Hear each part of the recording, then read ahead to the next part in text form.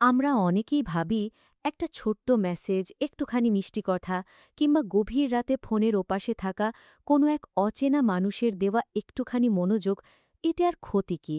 কেউ তো দেখছে না। কিন্তু আমরা ভুলে যাই যে সম্পর্কের শুরু আল্লাহর অবাধ্যতা দিয়ে, তার শেষটা কখনোই সুন্দর হতে পারে না। শয়তান আমাদের পাপকে খুব সুন্দর একটা মোড়কে উপহার দেয়, যার নাম আমরা দিয়েছি ভালোবাসা। আজ আমরা জানব কিভাবে এই একটা ভুল সিদ্ধান্ত, এই একটা তথাকথিত ভালোবাসা একজন মুসলিম মেয়ের জীবনকে জীবন্ত জাহান্নাম বানিয়ে দিতে পারে। চলুন ফিরে যাই সেই মেয়েটির জীবনে, যার নাম হল আয়েশা।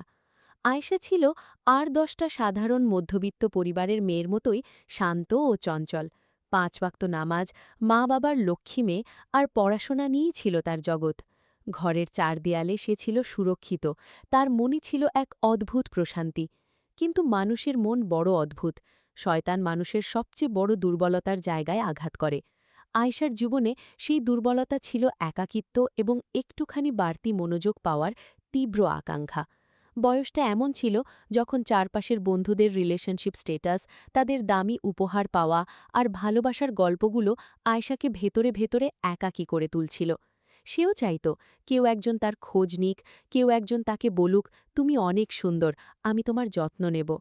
ঠিক এই সুযোগটাই নিল সোশ্যাল মিডিয়া। একদিন ফেসবুকের ইনবক্সে একটা সাধারণ রিকোয়েস্ট, তারপর একটা হাই থেকে শুরু হলো কথোপকথন। ছেলেটি ছিল নম্র, ভদ্র এবং ভীষণ কেয়ারিং। আয়েশা প্রথমে নিজেকে সামলে রেখেছিল, কিন্তু ওই যে শয়তানের প্রথম ভাঁদ হল সামান্য একটু কথা বলা। ধীরে ধীরে সেই কথা বলাটা অভ্যেসে পরিণত হল। প্রতিদিন সকালে ঘুম থেকে উঠে কারুর মেসেজ দেখার অপেক্ষা, রাতে ঘুমানোর আগে ঘণ্টার পর ঘণ্টা চ্যাটিং। আয়শা নিজেও বুঝতে পারেনি সে কখন এক মারাত্মক চোরাবালিতে পা দিয়ে ফেলেছে।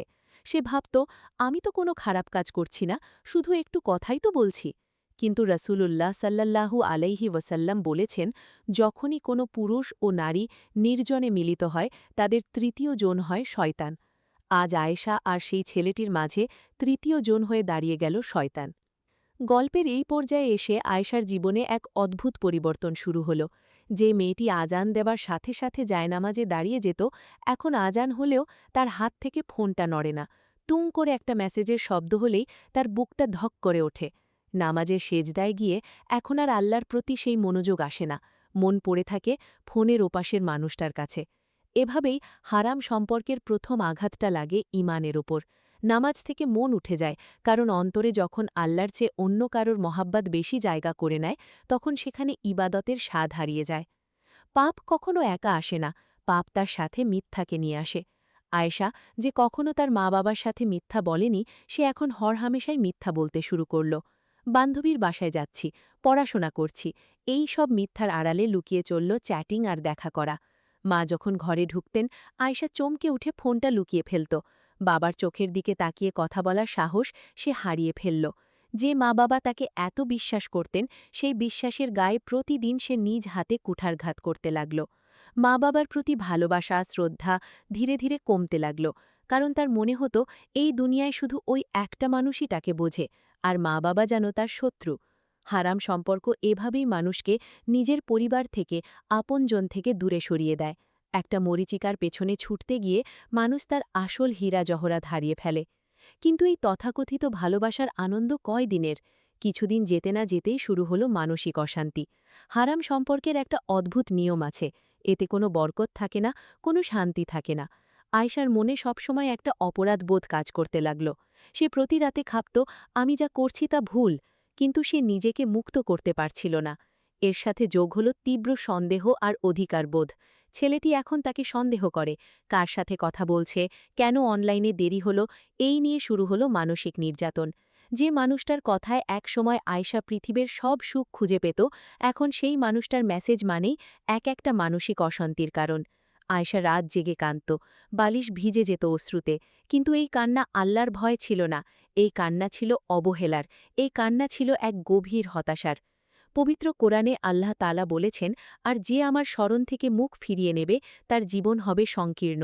আয়েশার জীবনটাও ঠিক তেমন সংকীর্ণ হয়ে গেল। তার মুখের হাসি হারিয়ে গেল, পড়াশোনায় মন বসল না, চেহারা সেই চেনা নূর বা আলোটা এক নিমিষে মিলিয়ে গেল। সবচেয়ে বড় আঘাতটা আসলো তখন, যখন আয়েশা বুঝতে পারল সে তার আত্মসম্মান হারিয়ে ফেলেছে। একটা মেয়ের সবচেয়ে বড় সম্পদ তার লজ্জা এবং আত্মসম্মান। এই হারান সম্পর্কের খাতিরে আয়েশাকে নিজের আত্মসম্মান বিসর্জন দিতে হলো। নিজের কিছু ব্যক্তিগত ছবি, নিজের গোপন কথাগুলো সে শেয়ার করেছিল ওই মানুষটার সাথে। এখন সেই ছবিগুলোই হয়ে উঠল তার গলার ফাঁস। ছেলেটি যখন তখন তাকে ব্ল্যাকমেইল করতে শুরু করল, তার অবাধ্য হলেই ছবিগুলো ইন্টারনেটে ছেড়ে দেওয়ার হুমকি দিতে লাগল। প্রিয় বোন, একটু বুক চাপড়ে ভাবুন তো, যে মেয়েটি একদিন রাজকন্যার মতো নিজের ঘরে থাকত, সে আজ একটা পাপিষ্ঠ ছেলের পায়ের নিচে নিজের সম্মান সঁপে দিয়ে প্রতিনিয়ত কাঁদছে। কার জন্য? যে তাকে কখনো সম্মান দিতেই শেখেনি। যে ভালোবাসা আপনাকে আল্লাহর সামনে ছোট করে দেয়, যে ভালোবাসা আপনার মা বাবার সম্মান ধুলোয় মিশিয়ে দেয়, তা কখনো ভালোবাসা হতে পারে না।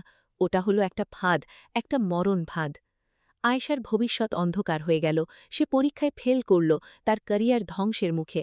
আর যে ছেলেটির জন্য সে নিজের সবটুকু বিলিয়ে দিল, একদিন সেই ছেলেটি খুব সহজেই বলে দিল, আমার পরিবার তোমাকে মেনে নেবে না। আর তাছাড়া, যে মেয়ে নিজের মা বাবাকে ধোঁকা দিয়ে অন্য একটা ছেলের সাথে সম্পর্ক করতে পারে, তাকে আমি কিভাবে বিশ্বাস করব? কথাটা আয়েশার বুকে তীরের মতো বিঁধল। আকাশটা যেন তার মাথার উপর ভেঙে পড়ল। এই সেই মানুষ, যার জন্য সে আল্লাহর হুকুম অমান্য করেছে, যার জন্য সে নিজের মা বাবার চোখে ধুলো দিয়েছে, আজ সেই তাকে এভাবে ছুঁড়ে ফেলে দিল। আয়েশা ভেঙে পড়ল। তার মনে হল দুনিয়ায় তার আর কেউ নেই, তার বাঁচার কোনো অধিকার নেই। সে আত্মহত্যার সিদ্ধান্ত নিল। ফ্যানের দিকে তাকিয়ে সে যখন ওড়নাটা গলায় জড়াতে যাবে, ঠিক তখনই দূর থেকে মসজিদের মিনার থেকে ভেসে আসল মাগরিবের আজানের ধ্বনি। আল্লাহু আকবার, আল্লাহু আকবার, হাইয়া আলাল ফালাহ, এসো কল্যাণের দিকে, কল্যাণের দিকে। আয়েশার হাত দুটো কেঁপে উঠল। সে ওড়নাটা ছেড়ে দিয়ে মেঝেতে বসে হু হু করে কেঁদে উঠল। সে ভাবল, আমি কার জন্য নিজের জীবন শেষ করছি? যে আমাকে সৃষ্টি করেছেন, আমি তো তার কাছে কখনো ফিরে যাইনি। আমি তো জেনে শুনে পাপের সাগরে ডুবেছিলাম। আল্লাহ কি আমাকে ক্ষমা করবেন? আমি তো বড্ড পাপী। প্রিয় দিনী ভাই ও বোন, শয়তানের শেষ চাল হল মানুষকে আল্লাহর রহমত থেকে নিরাশ করে দেওয়া। শয়তান যখন আপনাকে দিয়ে পাপ করাবে, তখন বলবে, আল্লাহ দয়ালু, ক্ষমা করে দেবেন। আর যখন আপনি পাপে ডুবে যাবেন, তখন শয়তান বলবে, তুমি এত বড় পাপী যে আল্লাহ তোমাকে কখনো ক্ষমা করবেন না। কিন্তু আমাদের রব যে গাফুরুর রহিম, আল্লাহ তালা হাদিসে কুৎসিতে বলেন, হে আদম সন্তান, তুমি যদি আকাশ পরিমাণ পাপ নিয়ে আমার কাছে আসো, আর যদি আমার সাথে কাউকে শরিক না করো, তবে আমি সেই পরিমাণ ক্ষমা নিয়ে তোমার দিকে এগিয়ে আসব। আয়েশা সেদিন অঝরে কাঁদতে কাঁদতে ওয়াশরুমে গেল। অনেক দিন পর সে খুব ভালো করে অজু করল। প্রতিটি পানির ফোঁটার সাথে যেন তার চোখের জল মিশে যাচ্ছিল। সে জায়নামাজটা বিছাল। অনেক দিন পর আয়েশা সেজদায় গেল। সেই সেজদাটা অন্যরকম ছিল। আয়েশা সেদিন সেজদায় গিয়ে কোনো কথা বলতে পারছিল না। শুধু তার পিঠটা কাঁপছিল আর চোখ দিয়ে অবিরাম ধারায় অশ্রু ঝরছিল। সে শুধু মনে মনে বলছিল, ইয়া আল্লাহ, আমি ভুল করেছি, আমি নিজের নাফসের ওপর জুলম করেছি। তুমি যদি আমাকে ক্ষমা না করো, তবে আমি ধ্বংস হয়ে যাব। ইয়া আল্লাহ, আমাকে তোমার চাদরে লুকিয়ে নাও, আমাকে মাফ করে দাও। সেদিন আয়েশা অনুভব করল, যে শান্তি সে বিগত কয়েক বছর ধরে ওই হারাম সম্পর্কের মাঝে খুঁজছিল, তা আসলে সেখানে ছিল না। শান্তি তো লুকিয়েছিল এই সেজদার মাঝে, আল্লাহর এই চিলতে জায়নামাজের মাঝে। আল্লাহ তালা আয়েশার তওবা কবুল করেছিলেন, কারণ আল্লাহ তওবাকারীকে ভালোবাসেন। আয়েশা তার জীবন থেকে সেই কালো অধ্যায়টি চিরতরে মুছে ফেলল। সে সেই ছেলের সমস্ত যোগাযোগ ব্লক করে দিল। সে তার মা বাবার কাছে গিয়ে জড়িয়ে ধরে ক্ষমা চাইল। মা বাবা তো মা বাবাই হন, তারা তাদের সন্তানকে বুকে টেনে নিলেন। ধীরে ধীরে আয়েশা দিনের পথে ফিরে আসতে শুরু করল। সে এখন হিজাব করে, নিকাব পরে। সে এখন আর সোশ্যাল মিডিয়ায় মনোযোগ খোঁজে না, বরং সে আল্লাহর সন্তুষ্টি খোঁজে। তাহাজ্জুদের নামাজে দাঁড়িয়ে সে এখন চোখের পানি ফেলে। তার জীবনে এখন আর কোনো মানসিক অশান্তি নেই, কোনো ভয় নেই, কোনো শূন্যতা নেই, কারণ তার অন্তরে এখন একমাত্র আল্লাহর মহাব্বত। আর যে অন্তরে আল্লাহর মহাব্বত থাকে, সেই অন্তর কখনো শূন্য হতে পারে না। প্রিয় বোন আমার, যারা এই মুহূর্তে আমার এই কথাগুলো শুনছেন, আপনাদের মধ্যে কি কেউ আছেন যিনি এই মুহূর্তে আয়েশার সেই পুরনো জীবনের মতো কোনো সম্পর্কে জড়িয়ে আছেন? গভীর রাতে মেসেজের উত্তর দিচ্ছেন, নিজেকে খুব একা ভাবছেন? আল্লাহর ওয়াস্তে নিজের জীবনটাকে ধ্বংস করবেন না। আজই, এই মুহূর্তে থামুন, কেটে দিন সেই সব পাপের যোগাযোগ। নিজেকে প্রশ্ন করুন, যদি এই মুহূর্তে আপনার মালাকুল মউত চলে আসে, যদি এই চ্যাটিং করা অবস্থায় আপনার মৃত্যু হয়, আপনি আল্লাহর সামনে কি মুখ নিয়ে দাঁড়াবেন? পাপের আনন্দ মাত্র কয়েক মিনিটের, কিন্তু তার শাস্তি আর অনুশোচনা সারা জীবনের। পবিত্র সম্পর্কে যে সুখ আছে, তা কখনো হারামে পাওয়া যায় না। আল্লাহর দেওয়া বিধানের বাইরে গিয়ে কখনো সুখী হওয়া যায় না। আসুন না আমরা আয়েশার মতো আজই আল্লাহর দিকে ফিরে যাই, চোখের দুফোঁটা পানি ফেলে আল্লাহর কাছে তওবা করি। আল্লাহ তো অপেক্ষা করছেন কখন তার বান্দা অনুতপ্ত হয়ে বলবে, আল্লাহ আমি ফিরে এসেছি, তুমি আমাকে ক্ষমা করো। আল্লাহ তাআলা আমাদের সকল বোনকে, আমাদের সমাজকে এই হারাম সম্পর্কের মহামারী থেকে হেফাজত করুন, আমাদের অন্তরগুলোকে ঈমানের আলোয় আলোকিত করুন। আমিন। আসসালামু আলাইকুম ওয়া রাহমাতুল্লাহি ওয়া বারাকাতুহু।